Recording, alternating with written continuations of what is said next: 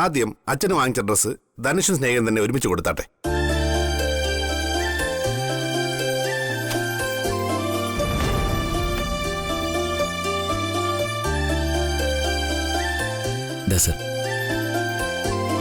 എന്റെ വിവാഹമാണ്, തീർച്ചയായിട്ടും വരണം.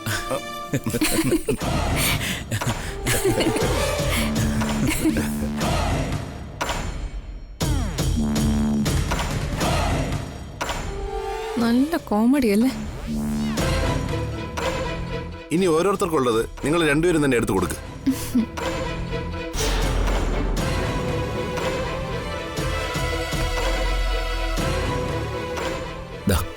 ഇത് സാറിന്. Thank you. ഇതാ വന്തികടത്തേക്ക്.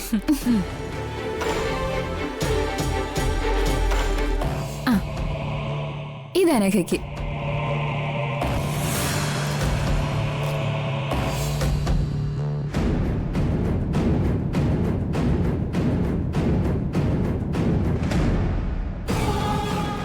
ഇത് സച്ചി സാറിന്.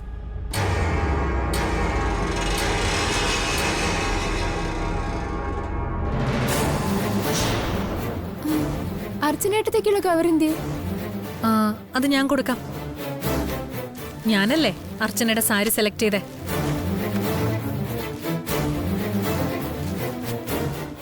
അത് നല്ല സാരിയാണോ ഏട്ടത്തി? അല്ല, ഞങ്ങള് കണ്ടില്ലായിരുന്നല്ലോ. അതൊക്കെ അർച്ചന വിവാഹത്തിന്റെ നൊടുക്കുമ്പോ കണ്ടാ മതി. അർച്ചനയ്ക്ക് നല്ല ചേരുന്ന സാരി തന്നെ വാങ്ങിച്ചേ.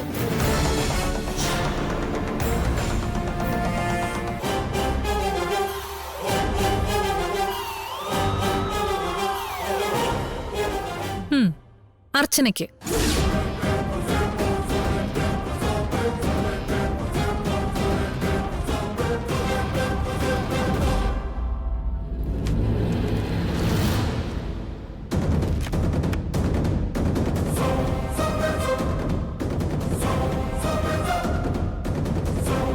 ഇനി കുറച്ച് സാധനങ്ങൾ കൂടി വാങ്ങാനുണ്ട്. അത് നാളെ ധനുഷും സ്നേഹം കൂടി പോയി വാങ്ങും.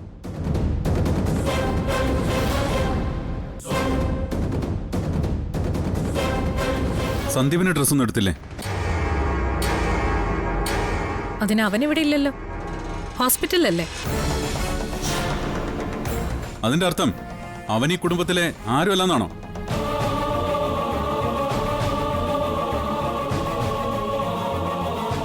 അതോ അല്ലാതായി എന്നാണോ?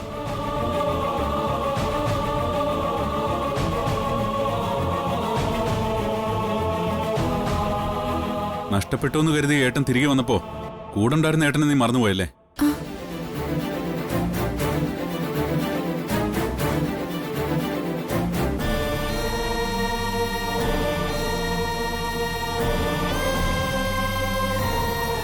അങ്ങനെ അവനെ ആരും മറന്നിട്ടില്ല സച്ചി.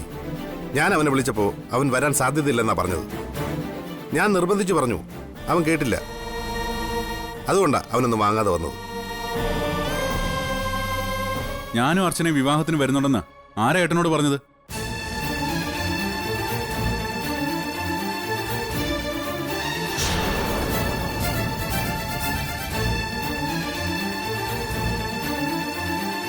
ഇവളുടെ വിവാഹത്തിന്റെ അന്ന് എനിക്ക് വേണ്ടത് ഓഫീസ് ഡ്രസ്സാണ്.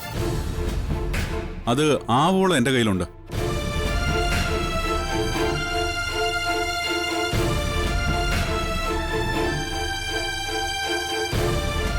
തൽക്കാലം മുണ്ടും ഷർട്ടും ഇട്ട് ഓഫീസിൽ പോകാൻ ഞാൻ ഉദ്ദേശിക്കുന്നില്ല.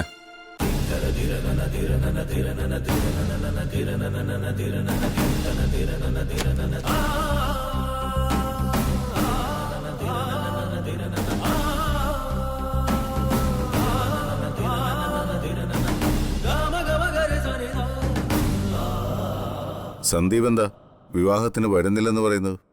വാശി.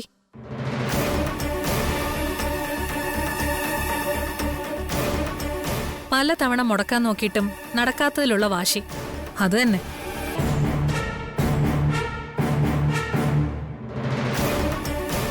നന്ദ, അവനോട് ഞാൻ പറഞ്ഞു എന്ന് പറയണം. ഈ വിവാഹത്തിന് അവന് ഇവിടെ വേണം.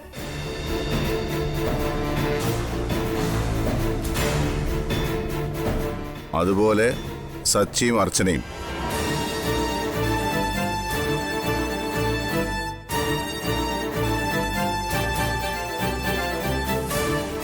ഞാനായിട്ട് ആരോടും ഒന്നും പറയുന്നില്ല.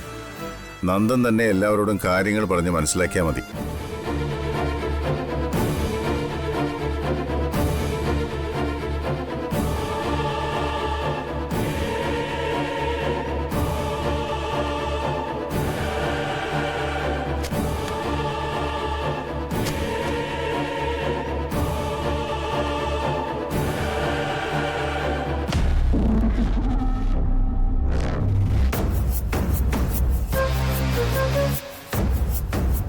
അങ്ങേര് പറഞ്ഞിട്ട് പോയ ആരും ഈ വിവാഹത്തിന് വരരുതെന്ന ഞങ്ങളുടെ ആഗ്രഹം. അതിനുവേണ്ടിയാ ഞങ്ങൾ ഈ ചെയ്യുന്നതൊക്കെ. അറിയാം, നിങ്ങൾ അതിനു വേണ്ടി ഒന്നും ചെയ്യണമെന്നില്ല. അല്ലെങ്കിൽ തന്നെ ഞങ്ങൾക്ക് ആർക്കും വരണമെന്ന് താല്പര്യമില്ല. ഉം. ഇനി വന്നാൽ തന്നെ അത് മുടക്കാൻ വേണ്ടിയാവും വരുന്നതും.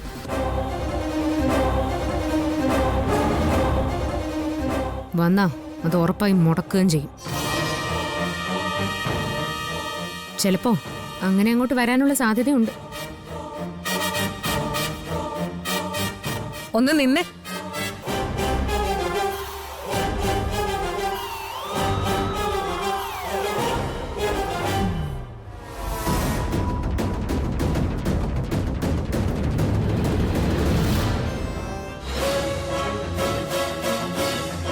ഞാൻ വാങ്ങിക്കൊണ്ടുവന്നത് നീ വാങ്ങിച്ചതല്ലാതെ നീ ഒന്ന് തുറന്നുപോലെ നോക്കിയില്ലല്ലോ. ഞാൻ എത്രയോ സാരികളിൽ നിന്ന് ഇഷ്ടപ്പെട്ട് സെലക്ട് ചെയ്ത് വാങ്ങിയതാ. ഒന്ന് തുറന്നു നോക്ക്. ഹാ, നോക്കുന്നേ.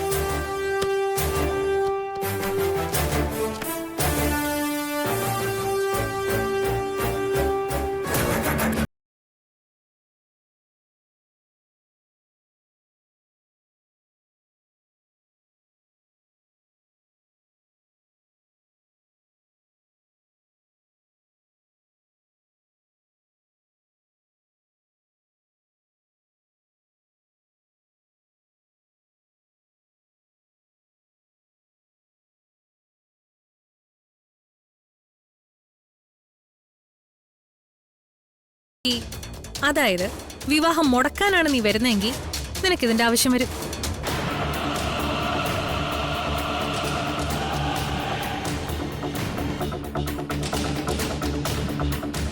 വിവാഹം മുടങ്ങുന്ന സാഹചര്യം ഉണ്ടായാ നിന്റെ കെട്ടിയോനെ ദാ ഇവൻ കൊല്ലുന്നാ പറയുന്നത്.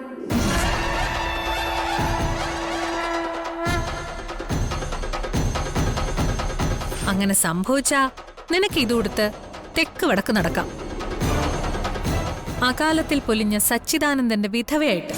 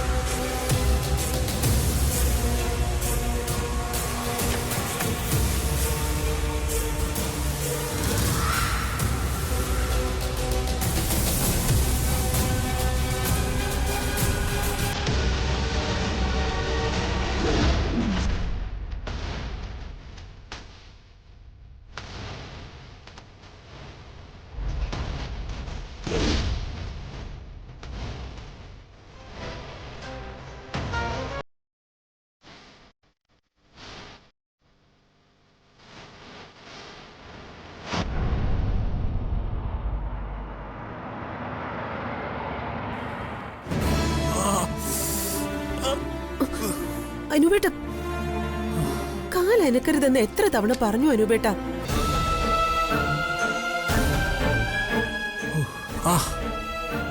എനിക്കറിയാം, ഇങ്ങനെ ഒരേ കിടപ്പ് കിടക്കുമ്പോ ബുദ്ധിമുട്ടുണ്ടാവും. പക്ഷെ ഇത് മാറിയാലല്ലേ അനുപേട്ടന് നടക്കാൻ പറ്റൂ. ഇപ്പോഴൊന്നും കാലനക്കാൻ ശ്രമിക്കണ്ട. വേദനയൊക്കെ ഒന്ന് മാറട്ടെ.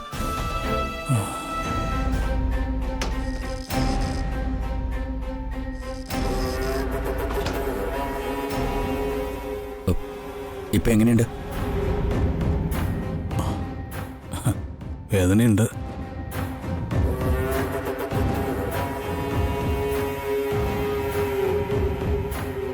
അവന്തിക വന്നില്ലേ? ആ, മാഡത്തെ കണ്ടില്ല. ഓ, ഈ വീട്ടിൽ പോകുന്ന കാര്യം എന്തെങ്കിലും? അതൊന്നും പറഞ്ഞിട്ടില്ല. കുറച്ചു ദിവസം കിടക്കേണ്ടി വരും. ഓ, അന്ന് ആക്സിഡന്റ് പറ്റിയ ദിവസം ഞാനിവിടെ വന്നിരുന്നു. അനൂപിനെ അന്ന് കാണാൻ കഴിഞ്ഞില്ല. ആ, അതാ ഞാൻ ഇന്ന് വന്നത്. ആ, ഓഫീസിലെ കാര്യങ്ങളൊക്കെ അതൊന്നും ഓർത്ത് അനൂപ് ടെൻഷൻ ആവണ്ട.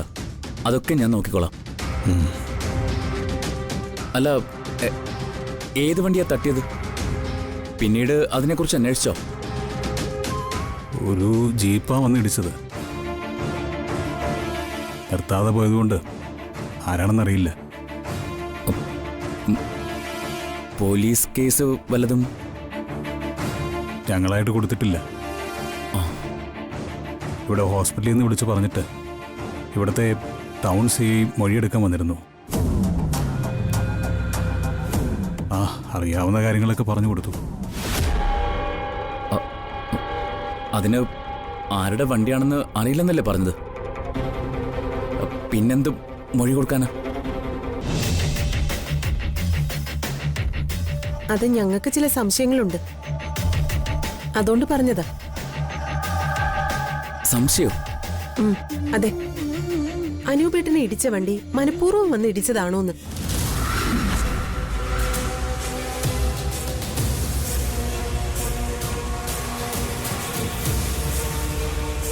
ഞങ്ങൾക്ക് പുറകെ കുറേ നേരം ആ വണ്ടി വന്നിരുന്നു. അങ്ങനെ ചില സംശയങ്ങളൊക്കെ ഞങ്ങൾക്കുണ്ട്.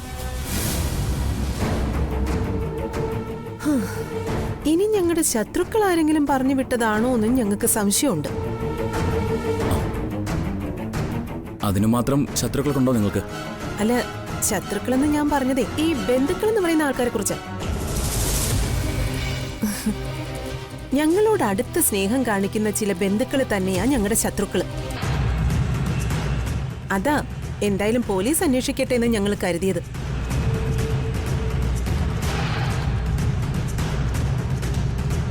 ദേ, ആ CI ആളൊരു മുറ്റ. ഇതിന്റെ പിന്നിൽ അങ്ങനെ ആരെങ്കിലും ഉണ്ടെങ്കിൽ അവരിത് കണ്ടുപിടിക്കും, എനിക്കത് ഉറപ്പാ.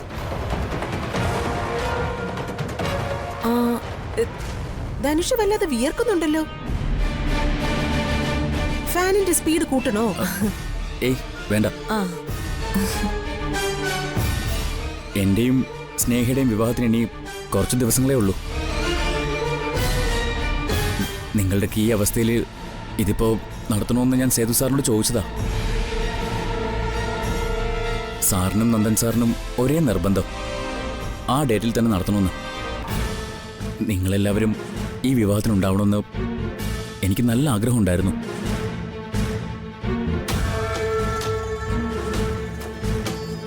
അതൊന്നും നിങ്ങൾ ഓർക്കണ്ട. എല്ലാവരും ക്ഷണിച്ചുള്ള വലിയ കല്യാണമല്ലേ, അത് മാറ്റിവെക്കാനും നിൽക്കണ്ട.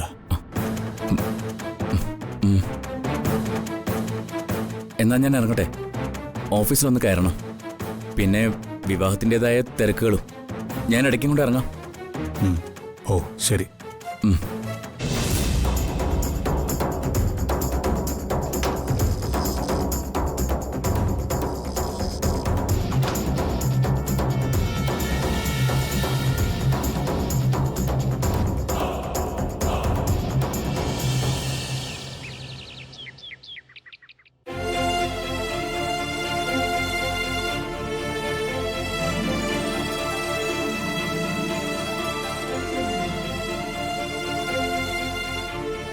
അച്ഛാ,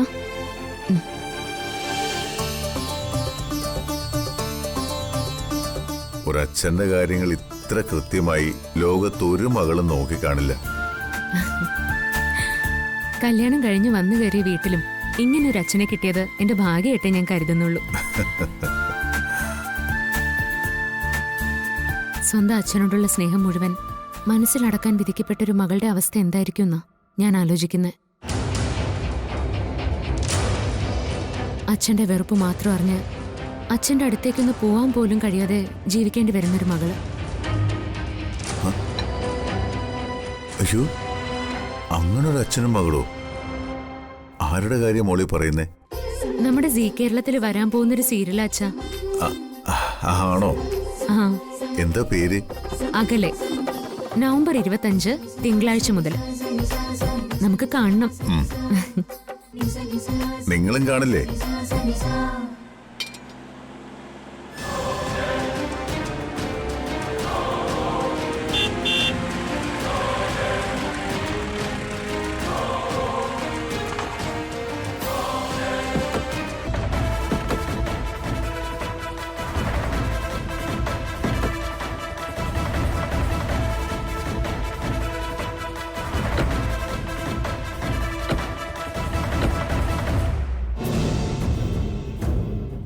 എന്താ സാറേ? 2-3 ദിവസം മുമ്പ് ഇവിടെ ഒരു ആക്സിഡന്റ് നടന്നില്ലേ? നടന്നിരുന്നു. അന്ന് നിങ്ങൾ ഇവിടെ ഉണ്ടായിരുന്നോ? ഉണ്ടായിരുന്നു. ഇവിടെ നിന്ന് ചായ കുടിച്ചിറങ്ങിയപ്പോഴാ അയാളെ വണ്ടി ഇടിച്ചത്. നിങ്ങളുടെ ഓർമ്മയിലുള്ള കാര്യം ഒന്ന് വിശദമായിട്ട് പറഞ്ഞേ. പറയാം.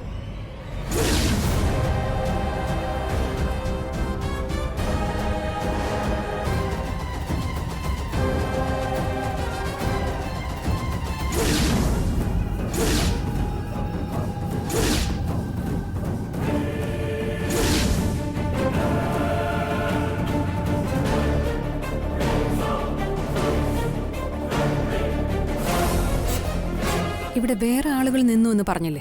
ആ, അത് സ്ഥിരമായിട്ട് ഇവിടെ വന്ന് ചായ കുടിക്കുന്നവരാണോ, അതോ അന്ന് പരിചയമില്ലാത്ത ആരെങ്കിലും അക്കൂട്ടത്തിലുണ്ടായിരുന്നോ? എന്നും ഇവിടെ വരുന്നവരായിരുന്നു, അല്ലാതെ ആരും ഉണ്ടായിരുന്നില്ല. അന്ന് ഇവിടെ ഉണ്ടായിരുന്നവരെല്ലാവരും നാളെ രാവിലെ 10 മണിയാവുമ്പോൾ ടൗൺ പോലീസ് സ്റ്റേഷനിൽ എത്തണം.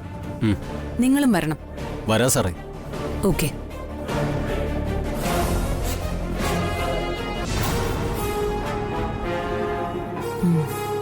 വാ.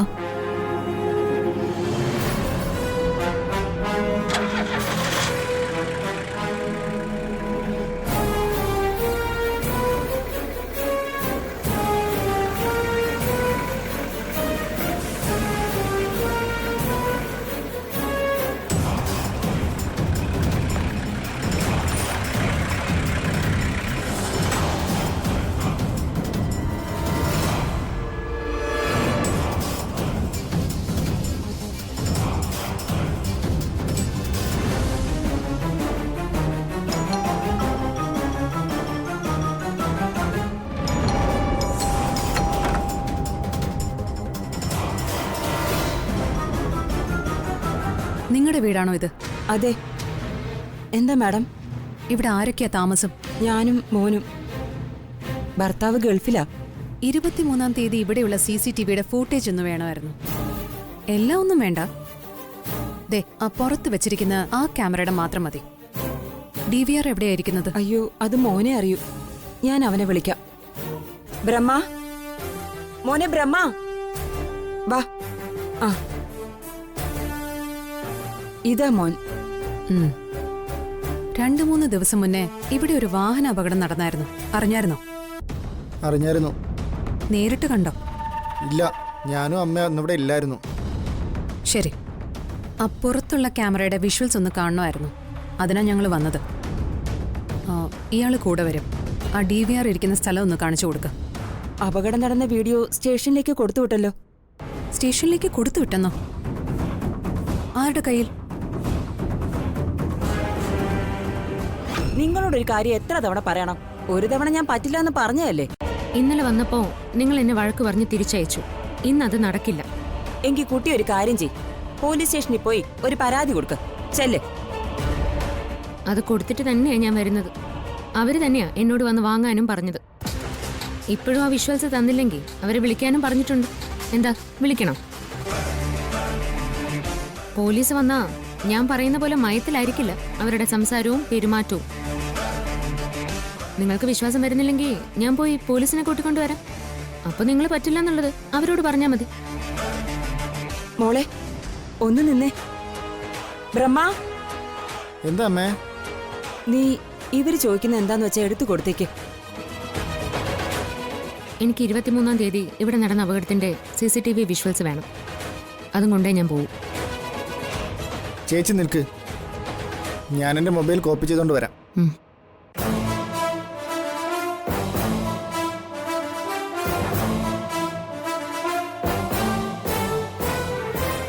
നിങ്ങളുടെ വീട്ടിലെ ആർക്കെങ്കിലും ഇങ്ങനൊരവസ്ഥ വരുമ്പോഴേ ഞാൻ ഇപ്പം നിൽക്കുന്ന ഈ ഒരു അവസ്ഥ ചേച്ചിക്ക് മനസ്സിലാവും.